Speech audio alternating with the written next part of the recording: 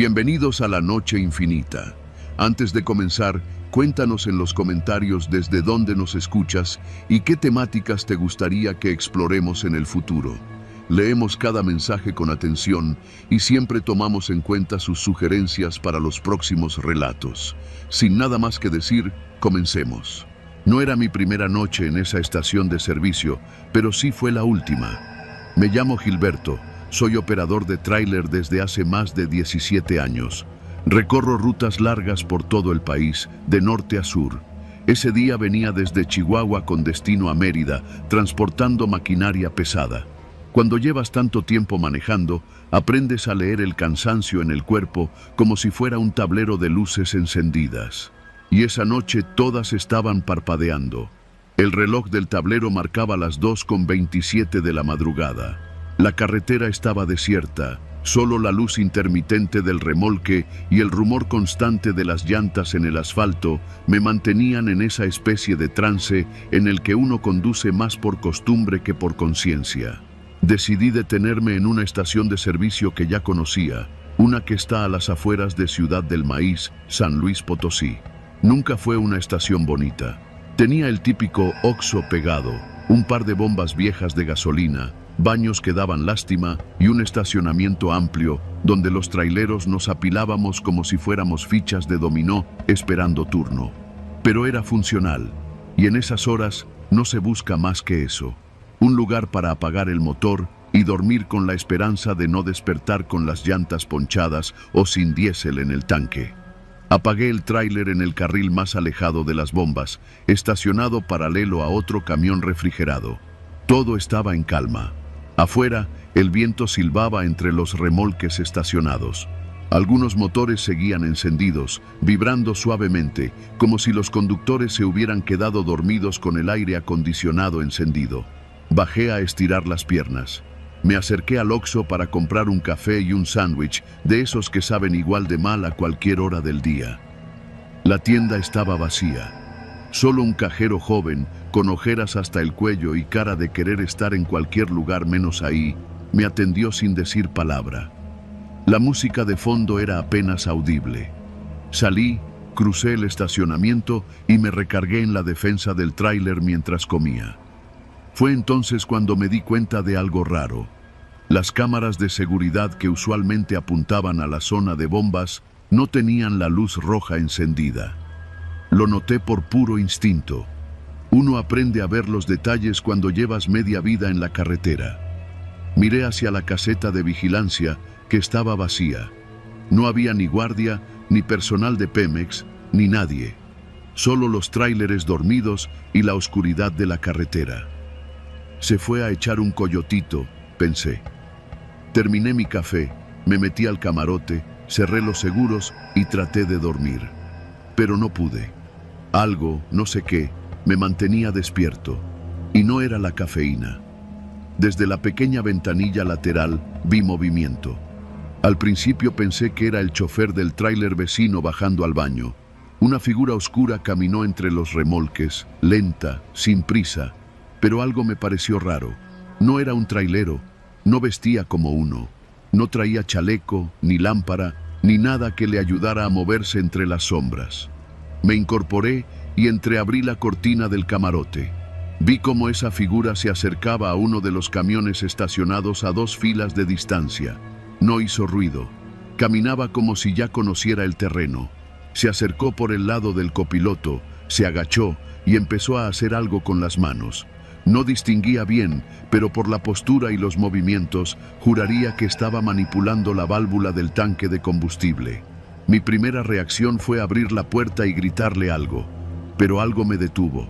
El silencio, la oscuridad, el hecho de que las cámaras no funcionaban, todo eso me pareció una advertencia.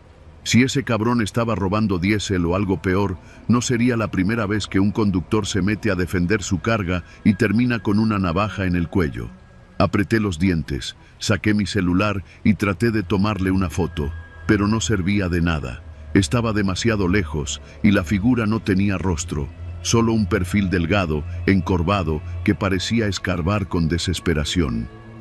Decidí grabar video en silencio. Al menos eso. Pero lo que pasó después fue lo que me terminó de revolver el estómago. Del lado opuesto del camión que estaba manipulando, otra figura salió gateando, como un perro. Literal. Caminaba en 4 puntos, rápido, como si esperara una orden. En la oscuridad vi que llevaba algo en la mano, una linterna pequeña y lo que parecía un cuchillo o herramienta metálica. Mi respiración se cortó. Esa no era una pareja de ladrones improvisados. Sabían lo que hacían. Eran 2, al menos, y se estaban moviendo de camión en camión con total impunidad. Volteé hacia la caseta de vigilancia. Seguía vacía. Marqué al número de emergencia de la estación, que venía pintado en un letrero junto a los baños. Nada. Nadie contestó. Guardé el teléfono y empecé a preguntarme si debía arrancar y largarme. Pero, ¿y si ya habían marcado mi camión? ¿Y si estaban esperando que yo saliera para interceptarme? Tenía el corazón latiéndome en la garganta. Me metí más al fondo del camarote y apagué el pequeño foco interior. Me quedé en silencio absoluto. Durante los siguientes minutos, escuché pasos, golpes suaves contra los chasis, susurros, y luego algo que me dejó congelado, el sonido metálico de una tapa de tanque siendo abierta justo al lado de mi tráiler. No me moví, no respiré. Vi, a través de la rendija de la cortina, cómo una silueta se inclinaba junto a mi cabina. Usaba guantes. Levantó lo que parecía una manguera con una bomba manual. El ladrón estaba vaciando el tanque. El diésel no se derramaba, sabía lo que hacía. El impulso de salir y gritarle fue fuerte, pero recordé el cuchillo del otro, y entonces, de golpe, escuché una voz. «¿Qué haces, cabrón?», gritó alguien desde el otro lado del estacionamiento. Luces de una linterna se encendieron. Una figura bajita, con uniforme de Pemex, corría con la lámpara agitada en la mano. Los 2 ladrones corrieron. Se esfumaron entre los camiones como ratas. Yo salí del tráiler solo cuando estuve seguro de que se habían ido. Me acerqué al tipo del uniforme. Era un empleado que recién había llegado a cubrir al turno anterior. Había estado dormido en un cuarto trasero. Cuando le conté lo que vi, solo negó con la cabeza. «No es la primera vez», me dijo, casi resignado. «Esos cabrones vienen por la madrugada, cada vez que las cámaras fallan. Y esta noche nos quedamos sin luz en el sistema desde las 12:30. Le mostré el video que había grabado. Apenas se veían sombras, pero él asintió. «Esos mismos. Ya se cargaron a 2 compañeros. Uno lo apuñalaron por intentar detenerlos. El otro desapareció». Lo miré en silencio. «¿Ya hicieron denuncia?», pregunté. Se encogió de hombros. «¿Con quién? ¿Con la municipal? Ellos les tienen miedo. Se dice que son halcones, que están ligados con alguien más grande. Aquí todos hacemos como que no pasa nada, y mejor no decimos nada. Esa noche no dormí. A las 5:15 arranqué el tráiler y me largué de esa estación sin mirar atrás. Desde entonces, solo paro en sitios que estén bien iluminados y donde vea que las cámaras funcionan. Porque si se apagan, si las cámaras no graban, lo que pasa en esa oscuridad puede ser algo de lo que no se vuelve. Y yo, por suerte, sí volví».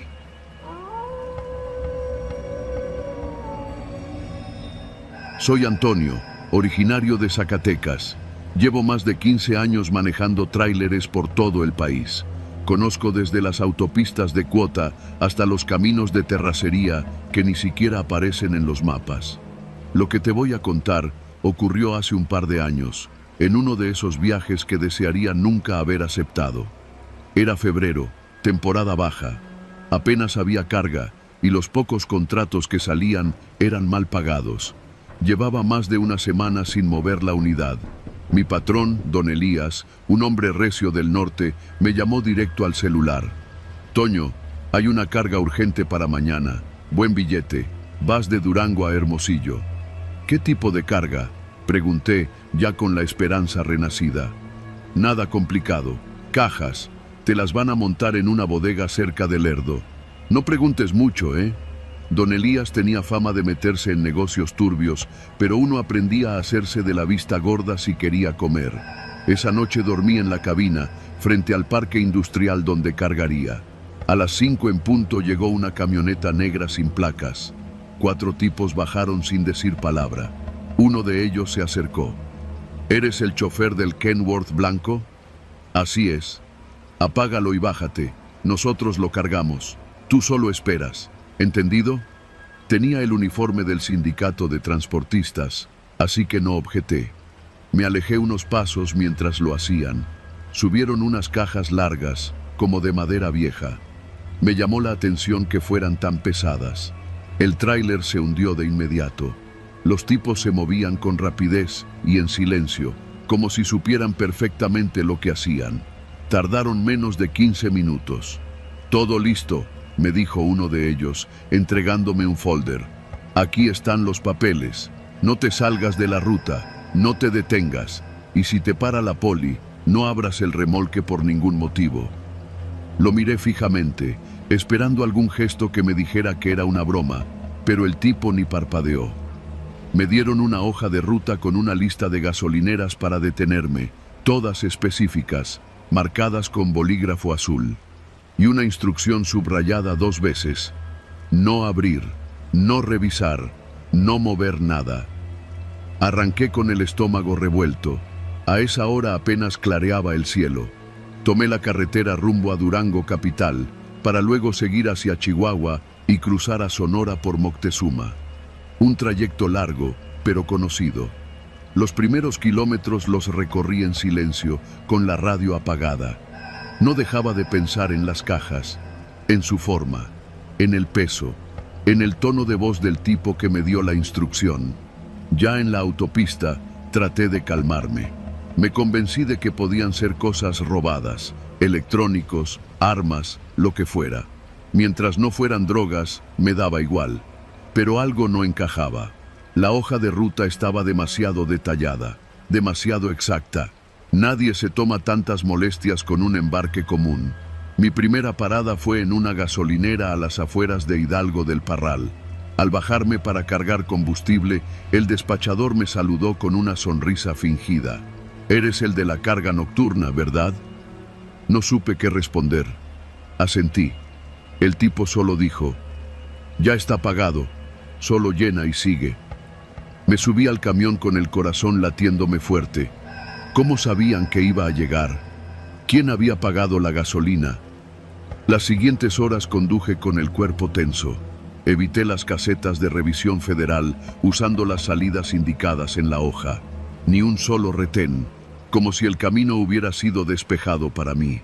Al llegar a un punto entre Camargo y Delicias, escuché un golpe seco dentro del remolque, como si algo o alguien hubiera caído.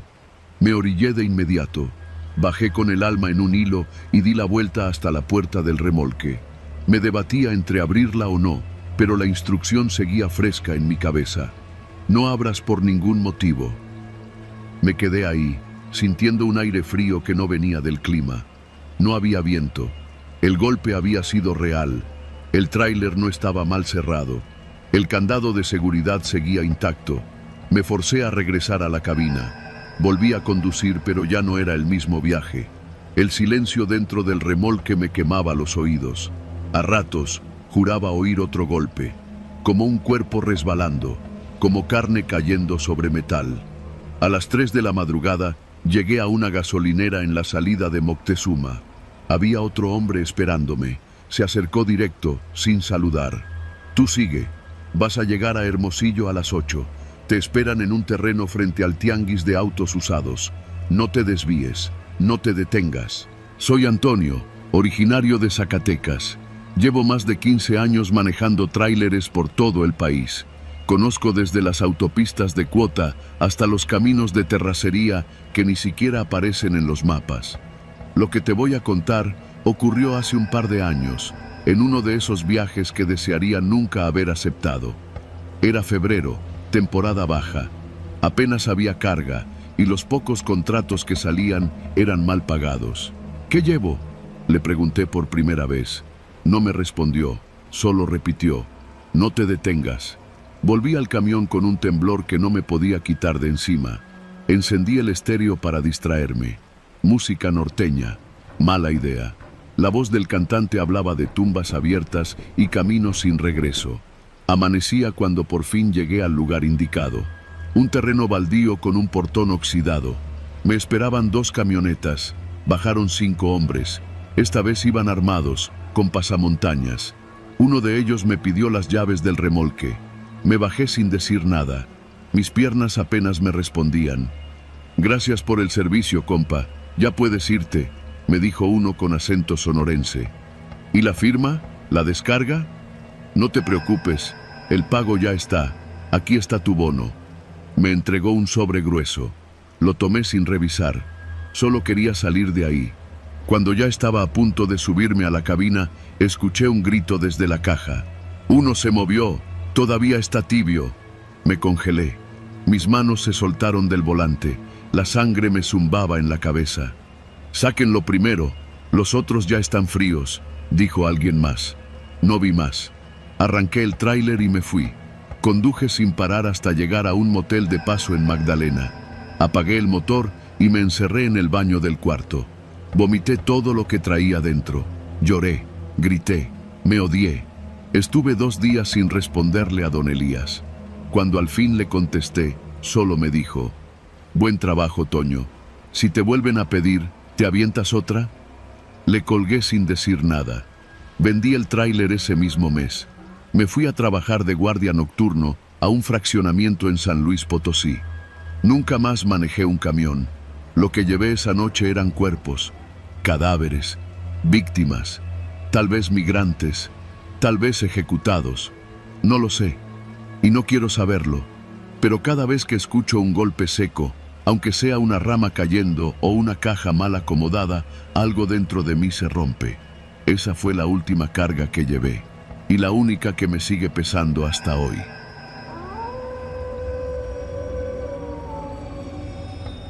Me llamo Omar Treviño, tengo 47 años y he sido camionero de carga pesada desde los 23. He recorrido todo México, desde Ensenada hasta Tapachula, con pausas apenas para comer o dormir cuando el cuerpo lo exige. Hay rutas duras, tramos que parecen diseñados por alguien que odia a los choferes, pero ninguno me había puesto tan nervioso como el del kilómetro 49 al 78 en la carretera que va de Ciudad del Carmen a Escárcega, en Campeche. Siempre que podía, evitaba ese tramo de noche. Los baches, los tramos sin señal, la vegetación cerrada y sobre todo la sensación de aislamiento lo volvían denso, pesado, como si ahí no aplicaran las reglas normales de tiempo y espacio. Pero esa semana no tenía opción. La empresa no surgía a entregar una carga de equipo industrial en tiempo récord. Era dinero extra y uno no puede decirle que no a eso, menos con 2 hijos en secundaria. Mi compañero de ruta era el Tano, un chavo de 29 años que apenas tenía 3 en el oficio. Buena gente, callado, con una cámara digital colgada del cuello que usaba para documentar todo. Para mis historias, decía. Siempre andaba tomando fotos de paradores, comidas en fondas, atardeceres. Y sí, también de las placas de algunos vehículos que le parecían sospechosos. Yo me reía, lo llamaba el Sherlock Holmes de los tráileres, pero la neta me caía bien. Salimos de Veracruz a las 5 de la mañana. Íbamos con la carga completa, más de 20 toneladas. Hicimos buen tiempo, paramos a comer cerca de Villahermosa y seguimos avanzando sin broncas. Ya en Campeche, el sol se iba bajando cuando llegamos al kilómetro 49. Tano ya estaba inquieto. «Esta parte siempre me da mala espina, viejo», me dijo, ajustando su cinturón. «No hay señal, no hay luz, y siempre hay algo raro». «¿Raro como qué?» «Como que todo el que entra sale distinto». Lo tomé a juego, pero noté que apretaba su cámara con más fuerza. La carretera se fue volviendo más angosta. El pavimento tenía pedazos que parecían recién parchados, pero mal. Había muchas marcas en el asfalto, como si camiones pesados hubieran frenado de golpe. A los lados, pura maleza. Ni una tienda, ni una fonda, ni un pinche anuncio. De pronto, vimos una camioneta blanca detenida en el acotamiento con las intermitentes puestas. Bajé la velocidad. ¿Paramos?, preguntó Tano. ¿Tú qué dices? Una foto primero. Disparó con su cámara desde el parabrisas. Luego bajamos el vidrio. ¿Todo bien?, le grité al chofer. Era un tipo flaco, con gorra y lentes oscuros, que nos miró sin decir nada. «Ya viene la grúa», respondió con voz cortante, pero no vi ningún celular ni señal de radio, ni siquiera el capó estaba abierto. Algo me incomodó. «Vámonos», dijo Tano, y le hice caso. Media hora después, estábamos ya casi por llegar al kilómetro 78 cuando Tano empezó a revisar sus fotos. «Oye, esto no cuadra», me mostró la pantalla. En la imagen de la camioneta se veía claramente el logo de una empresa de seguridad privada, pero al hacer zoom notamos algo más. Las placas estaban tapadas con cinta negra. Y lo más inquietante, por la ventanilla trasera se alcanzaba a ver una figura, como una persona agachada, con las manos atadas. Tano palideció. «Eso era un secuestro, güey. No lo sabemos». «Mira la pinche foto», gritó, mostrándomela de nuevo. «Eso era un secuestro». Traté de calmarlo, pero no pude. Tomó su celular y trató de llamar a emergencias. Nada, sin señal. Decidí seguir avanzando hasta encontrar un parador donde pudiéramos denunciar, pero no llegamos. A los pocos minutos, 2 camionetas negras nos cerraron el paso, una por delante, otra detrás. Se bajaron 6 tipos armados, sin decir palabra. No llevaban uniforme, pero todos traían radios, chalecos y armas largas. Uno de ellos se acercó al lado de Tano. «Baja la cámara». «¿Qué?». «Bájala», repitió el tipo, esta vez sacando el arma por la ventana. No sé cómo pasó, todo fue tan rápido. Tano trató de guardar la cámara en su mochila, pero el tipo abrió la puerta y lo bajó a empujones. Yo me quedé paralizado. «Apaga el motor y bájate, viejo», me dijo otro. Obedecí. Nos revisaron todo el tráiler. Uno de ellos encontró la cámara y empezó a verla. Se la llevó a otro, al que parecía ser el jefe. «No hay copia», dijo el primero. «Solo están aquí». «¿Seguro?». «Seguro».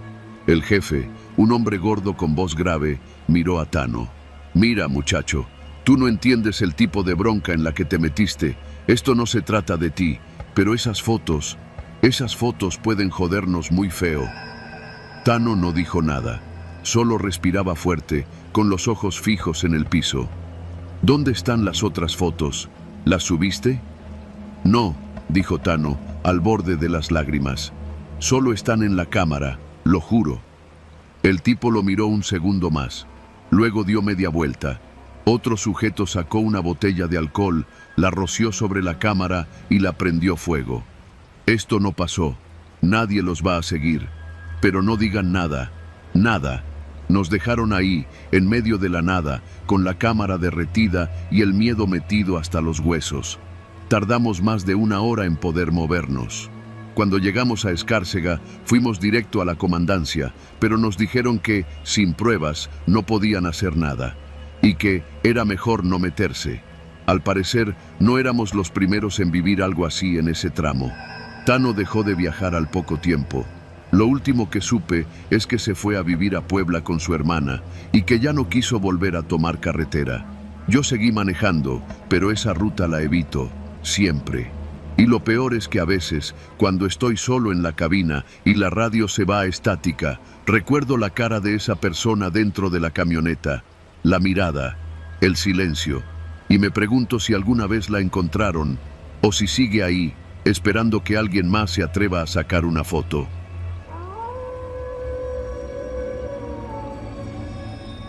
Me llamo Alberto Márquez, tengo 38 años, esposa, un hijo y menos de 2 meses en la empresa de transportes Carga del Norte. Es de esas que te mandan hasta donde el diablo perdió el nombre, con tal de no dejar varado ningún contenedor. Cuando entré, me advirtieron, aquí se gana bien, pero uno nunca sabe qué va a llevar. Me reí en su momento, pensé que exageraban. Mi primer viaje largo fue desde Monterrey hasta Huejutla, por la ruta 85. Era un trayecto demandante pero relativamente seguro. O eso me dijeron. Llevaba una caja seca, sin logotipos, sellada, con papeles en regla. El despacho fue normal, pero me llamó la atención que me entregaron el manifiesto ya impreso, sin que pudiera ver la carga al interior. Confidencial, dijeron. Solo firmé. No era cosa rara. Muchas empresas mandan electrónica o partes de maquinaria cara con discreción para evitar robos. Salí un viernes por la tarde. El camión estaba en buen estado, recién alineado, diésel lleno, radio nuevo. Estaba contento, la neta. Iba a hacer un buen pago y tenía todo el fin de semana para rodar sin prisas. Pero ni bien crucé Linares, algo comenzó a sentirse extraño. Primero fue un olor. No lo noté de inmediato porque fumé 2 cigarros seguidos, pero al llegar al primer retén militar, el soldado que me pidió abrir la ventana arrugó la nariz. Revisó los papeles, me preguntó qué llevaba. Le mostré el manifiesto y me dejó pasar sin abrir la caja. Pásale, patrón. No se detenga en la sierra, ¿eh? Mejor aváncese de largo. Esa advertencia me quedó zumbando en la cabeza. ¿Por qué me dijo eso? Continué. La noche me cayó entre San Roberto y Ciudad Mante. En esa parte, la carretera se estrecha, llena de curvas y tramos donde la señal del celular desaparece por completo. Iba oyendo corridos bajito, con los ojos atentos a los reflejos del asfalto, cuando escuché un golpe seco atrás, como si algo dentro de la caja hubiera caído. Me orillé. No quería, pero era protocolo. Bajé con mi lámpara. Rodeé el tráiler y, como esperaba, los sellos seguían intactos. No podía abrir la puerta sin romperlos, así que solo me aseguré de que la estructura no tuviera daños. Nada. Todo en orden. Volví a subir y apenas pasaron unos 5 minutos, volvió a sonar. Esta vez fue más fuerte. No un golpe de algo cayendo, sino como si alguien o algo se hubiera movido con fuerza contra una de las paredes metálicas. Frené en seco. Encendí las luces de emergencia. Me bajé, encabronado, pensando que tal vez habían cargado algo mal asegurado y que si la mercancía se dañaba, me lo iban a descontar. Revisé todo otra vez. La caja parecía tener un leve abombamiento hacia afuera, como si se hubiera expandido por dentro. Eso sí me dio miedo. ¿Estaría cargando algo químico? ¿Algo peligroso? Pensé en llamar a mi supervisor, pero no había señal. Decidí seguir. No iba ni 20 minutos más adelante cuando comenzó un sonido nuevo. Era más bajo, constante. Parecía como si alguien raspara las paredes metálicas por dentro. Lento, desesperante. No podía estar oyendo eso. Apagué el radio. Bajé la velocidad. No era mi imaginación. Una línea de garras invisibles arañaba los costados del tráiler. 1, 2, 3 veces. Luego, silencio. Estuve a punto de regresarme, pero la carga estaba sellada, los papeles firmados. La instrucción era clara: entregar sin detenerse. Solo necesitaba llegar a Huejutla, pero en el tramo entre Tempoal y Álamo me tocó parar. Un retén falso. Lo supe porque el camión de enfrente, una pipa, estaba detenido mientras 2 tipos con rifles improvisados hacían preguntas. Me orillé a la distancia, apagué luces y motor. Pasaron minutos. Uno de los tipos se acercó caminando hacia mí. «Buenas noches, jefe. ¿Qué lleva?», me preguntó. Mostré los papeles a través del vidrio. «Carga sellada, confidencial», le dije. «¿Y si le echamos un ojo?». «No puedo. Viene con candado oficial. Me corren si lo abro». El tipo dudó. Luego se acercó a la caja, le dio un par de golpes con la culata. Esperó. Nada. «¿Ni un refresquito traes?». «En la hielera, ahí atrás del asiento. Échese uno». El tipo sacó una botella, me dio una palmada en el hombro y se fue. La pipa siguió su camino. Yo también. Pero algo había cambiado. En cuanto avancé unos kilómetros más, el camión empezó a sentirse distinto. La suspensión ya no absorbía igual. Algo se había movido adentro, mucho peso hacia atrás. Miré por los espejos, nada raro. Y entonces, algo golpeó la pared interna con fuerza descomunal, como si una máquina hidráulica la hubiera empujado desde dentro. El camión se tambaleó. Me salí del camino por instinto, quedando detenido en la terracería. Apagué el motor. El silencio era absoluto. Y entonces lo escuché. Voces apagadas. como si alguien hablara dentro del contenedor. Palabras deformadas, en susurros, pero eran varias, no una, no dos, eran muchas. No es posible, me dije, pero las voces estaban allí. El camión estaba cerrado, las puertas intactas. ¿Había alguien dentro desde el principio? ¿Gente? Encendí el motor. Lo único que me importaba era llegar. No iba a abrir, no iba a preguntar. Crucé los últimos pueblos como un fantasma. Nadie salía a la carretera a esas horas. Nadie. A las 5 de la mañana llegué a la zona industrial en Huejutla. La bodega estaba rodeada por muros altos y cámaras. Me recibió un hombre con gafete, barba gris y una lista en mano. ¿Alberto Márquez? Asentí, bajando sin decir palabra. Pase el camión a la plataforma 1, lo bajamos nosotros. Usted firme aquí y se va. Firmé. Ni siquiera me ofrecieron café. Entraron con una montacargas, rompieron los sellos, abrieron las puertas.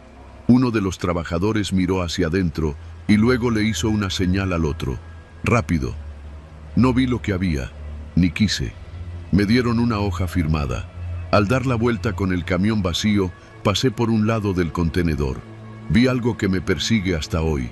Una mano, pequeña, con dedos delgados, empolvados, apenas saliendo por la rendija inferior de la puerta. Inmóvil. No dije nada. Regresé a Monterrey sin carga, sin música, sin hablar con nadie. Al llegar, renuncié. Nunca más volví a manejar un tráiler con carga cerrada. No he contado esta historia hasta hoy, no por miedo a que me crean loco, sino por el miedo real, que alguien en este momento esté firmando papeles, subiendo a su cabina sin saber que lleva una caja como la mía, y que la escuche moverse y no tenga a dónde correr.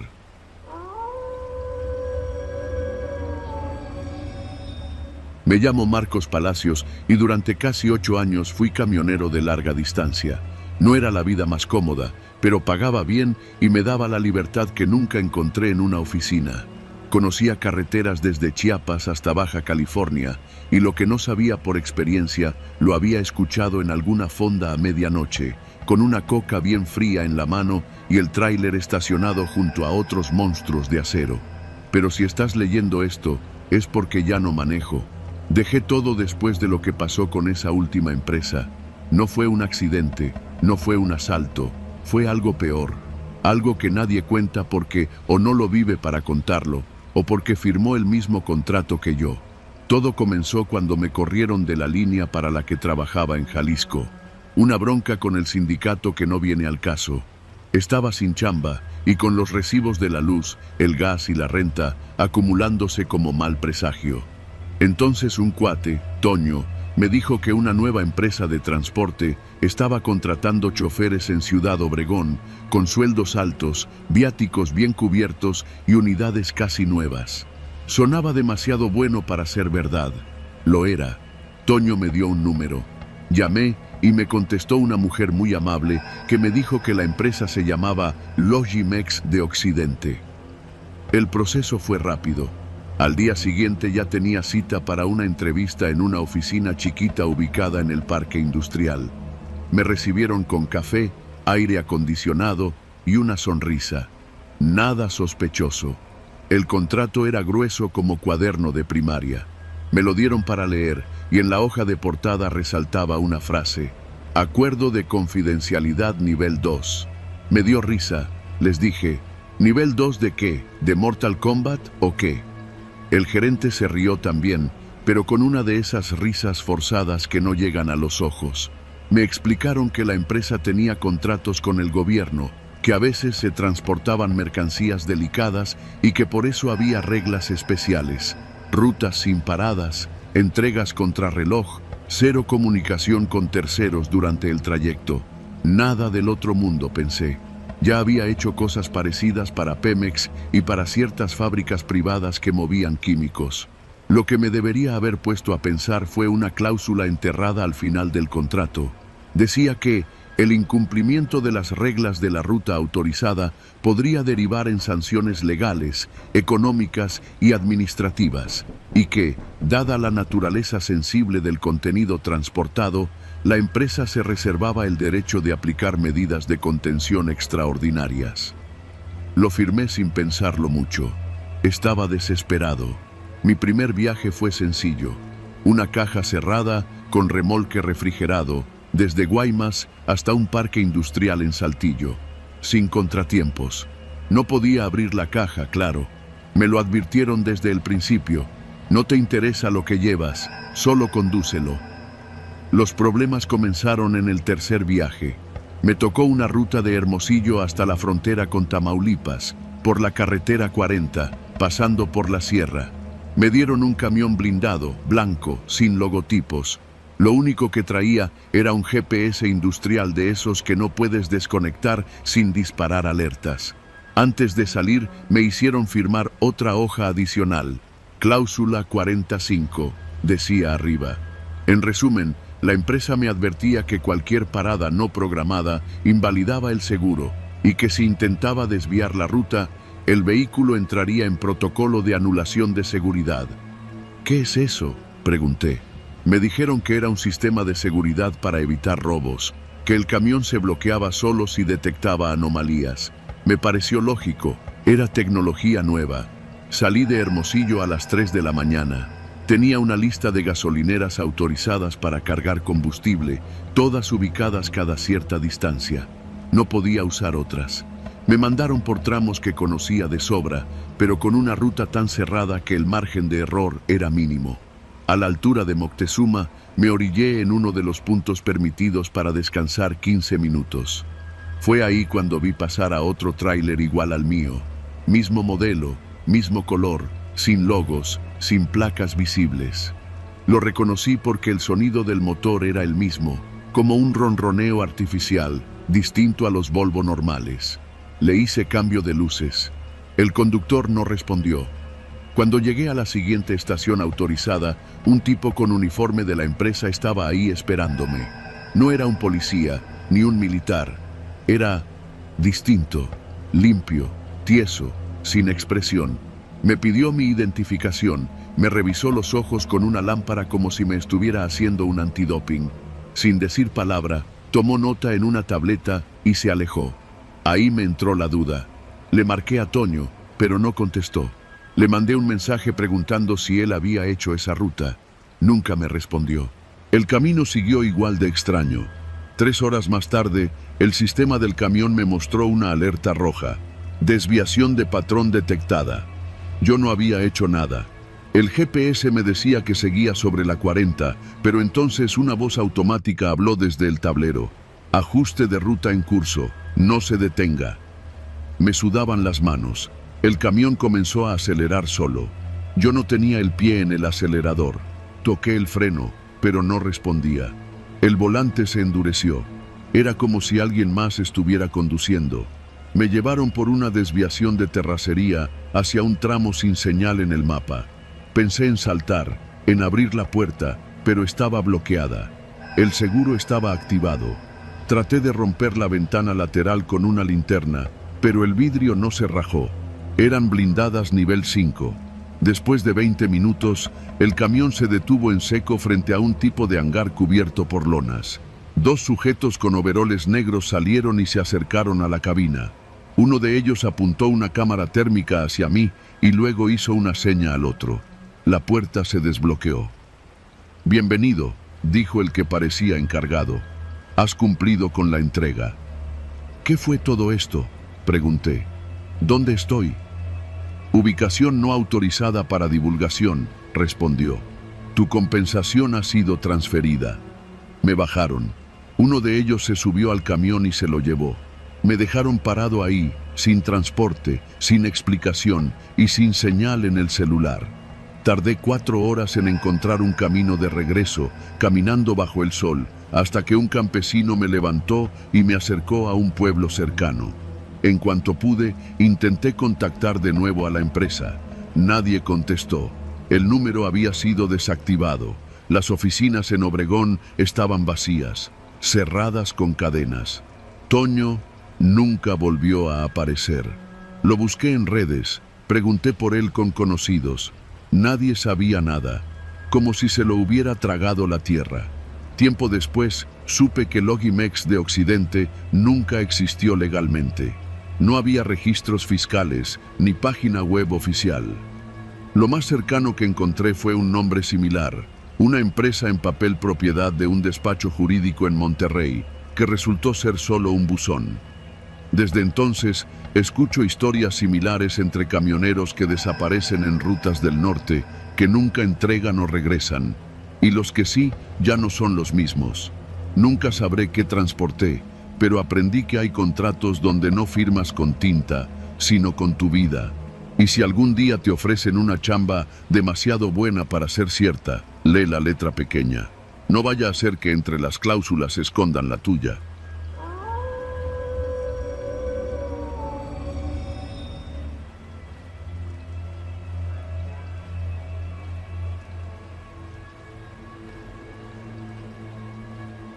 Trabajo manejando un tráiler desde hace más de 15 años.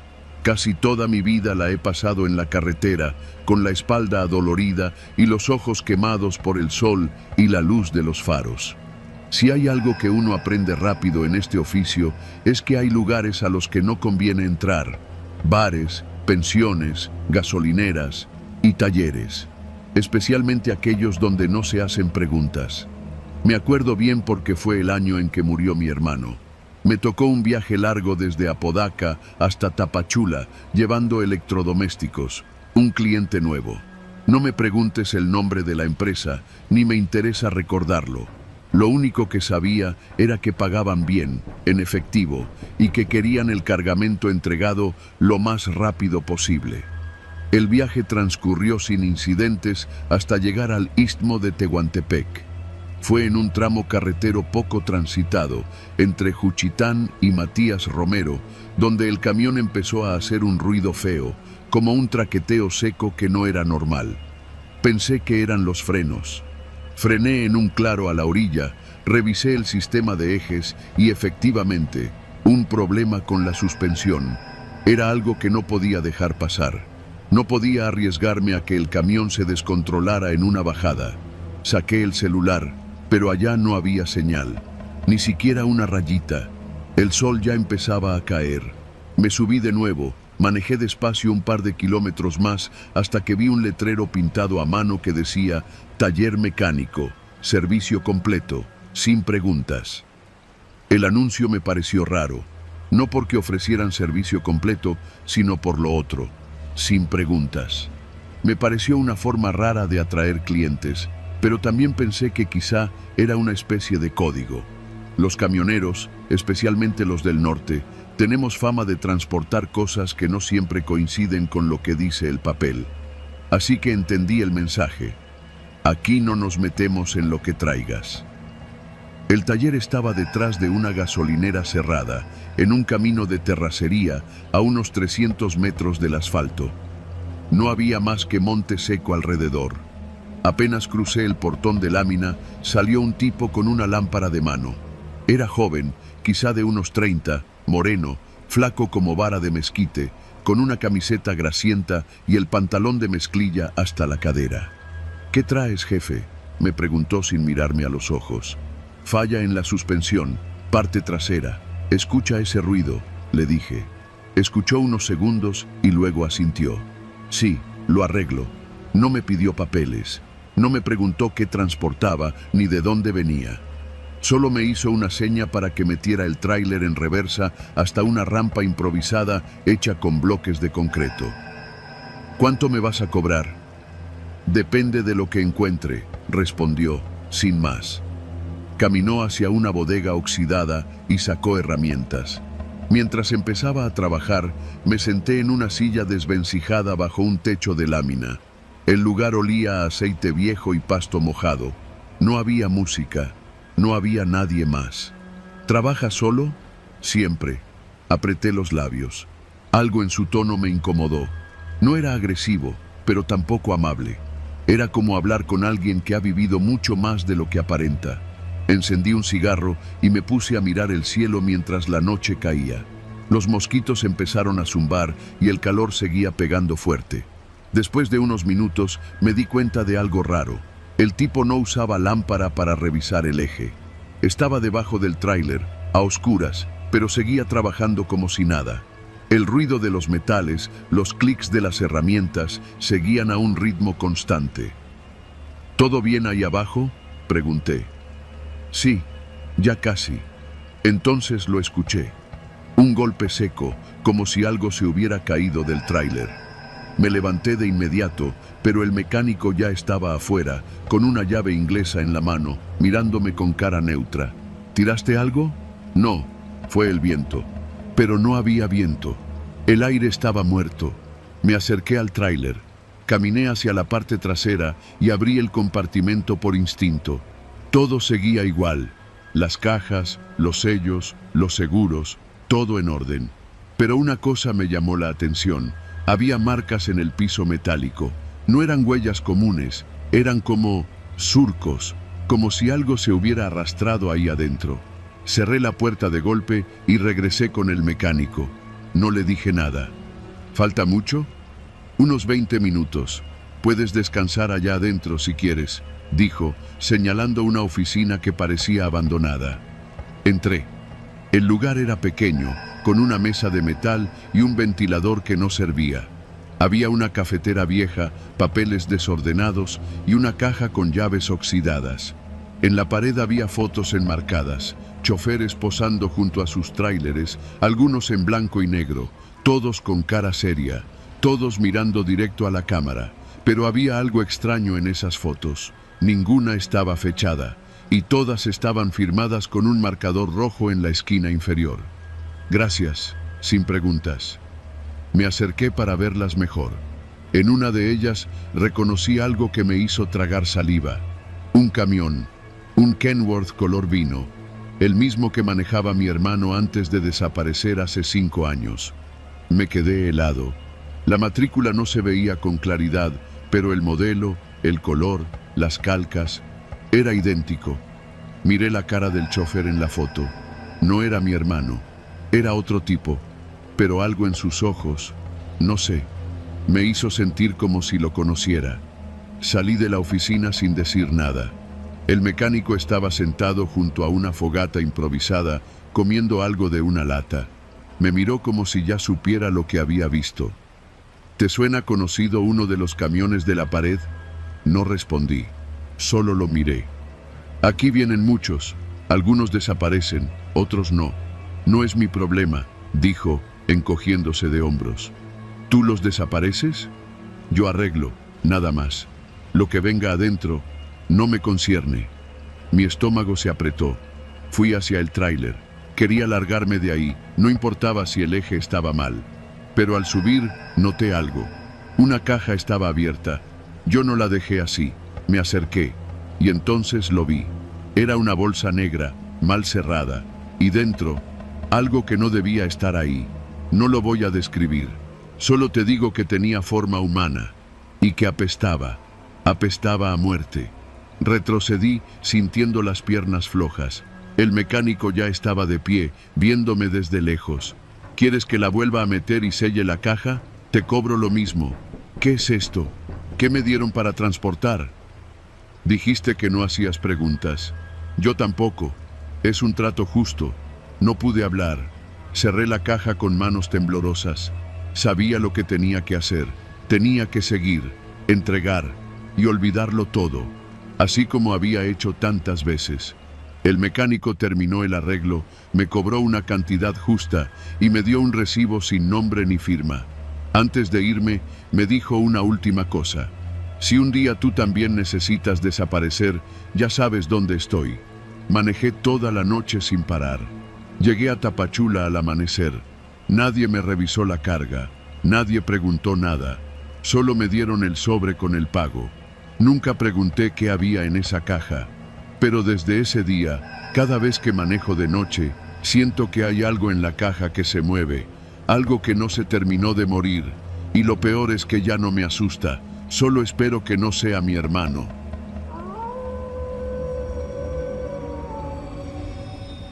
Me llamo Octavio y pasé 20 años al volante de un tráiler de doble remolque, cruzando México de punta a punta. Lo que voy a contar no es una historia de fantasmas, ni un invento de borrachos de paradero. Es lo que viví una noche, en la carretera 57, cerca de Matehuala, hace no tanto. La clase de cosa que uno guarda por años, enterrada en la conciencia, porque el peso de contarla puede ser más fuerte que el silencio. Había salido de San Luis Potosí al anochecer con una carga de electrodomésticos. Mi destino era una bodega al sur de Monterrey. La empresa, como siempre, presionaba para que entregara sin parar, pero esa noche acepté llevar a un copiloto, el nuevo, un joven delgado, ojeroso, de acento chilango que se presentó como Memo. No dijo mucho cuando lo subí a la cabina. Solo lanzó su mochila al asiento y se acomodó con una chamarra vieja sobre las piernas. ¿Primera vez en esta ruta?, le pregunté, más por cortesía que otra cosa. Algo así, dijo, sin mirarme. No parecía muy interesado en hablar, lo cual me pareció raro pero no desagradable. A veces es mejor el silencio que el choro de un hablador que no sabe cuándo callar. Condujimos un par de horas sin contratiempos. La carretera estaba solitaria, con apenas unas luces lejanas de otros tráilers bajando del norte.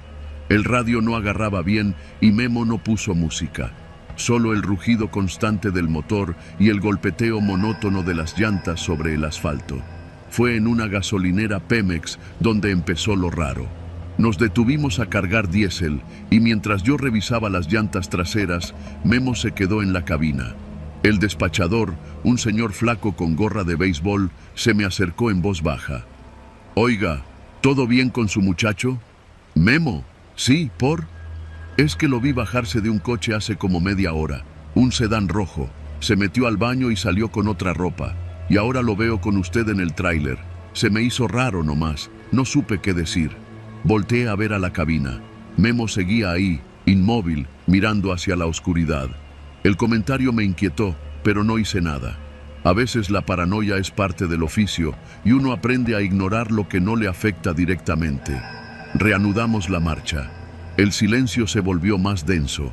A eso de las 2 de la madrugada, mientras subíamos por una pendiente larga, Memo rompió el silencio. ¿Te ha pasado que sientes que alguien te está siguiendo, aunque no haya luces atrás? Lo dijo sin mirarme, casi como hablando consigo mismo. En esta chamba sí, pero no siempre es imaginación, respondí. Él sonrió, apenas. Entonces sacó algo de su mochila. Lo vi de reojo. Era una toalla envuelta, manchada de rojo. No olía a grasa ni a comida. Era sangre. ¿Estás herido?, pregunté, con la voz tensa. No, dijo con calma. Pero alguien más sí. Me salí del carril y frené de golpe, bajando a la orilla. Apagué el motor. Mira, cabrón, no sé qué traes, pero no voy a meterme en pedos por nadie. Si hiciste algo, bájate aquí mismo. Memo me miró entonces, por primera vez desde que subió al tráiler. Tenía los ojos hinchados, llorosos, pero no parecía asustado, parecía cansado. No me estás entendiendo. No fue culpa mía, solo lo encontré. Fue como un accidente. No sabía a quién más acudir, solo quería alejarme. ¿A quién encontraste? Abrió la mochila. Dentro, envuelto en plástico negro, había un machete con restos de sangre seca. También vi un celular con la pantalla estrellada y una cartera abierta con una credencial del INE. El nombre era Jorge Alberto Ruiz y la foto no era la de Memo. ¿Quién es Jorge?, pregunté, sintiendo cómo el aire se me hacía pesado. Memo se tapó la cara con las manos. El que me recogió en Querétaro, un trailero. Me hizo subir, me invitó a una torta en un paradero y luego me quiso meter mano. No fue defensa, fue pánico. Solo reaccioné. No supe qué hacer. Dejé el cuerpo en el baño de una gasolinera, cambié de ropa, me deshice de su celular, pero su cartera, no sé por qué no la tiré. Me sentí culpable. Me subí al primer tráiler que encontré, el tuyo. No dije nada por unos segundos. Mi primer impulso fue golpearlo, bajarlo, entregarlo a la policía. Pero algo en su voz me hizo dudar. No tenía la actitud de un asesino. Estaba roto. Y en este país sé lo que pasa cuando entregas a alguien así.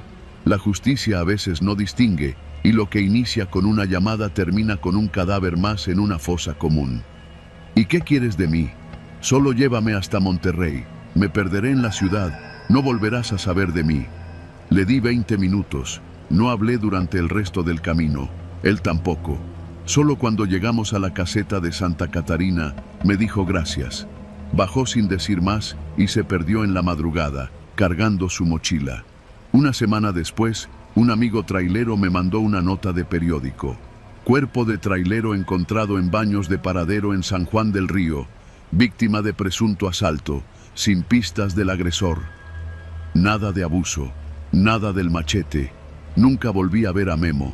Tampoco hablé de esto con nadie. Pero cada vez que paso por esa ruta, cada que paro en una gasolinera, no puedo evitar mirar los baños con desconfianza. Porque ahora sé que hay secretos que viajan en mochilas. Y a veces el copiloto no huye de la policía, huye de sí mismo.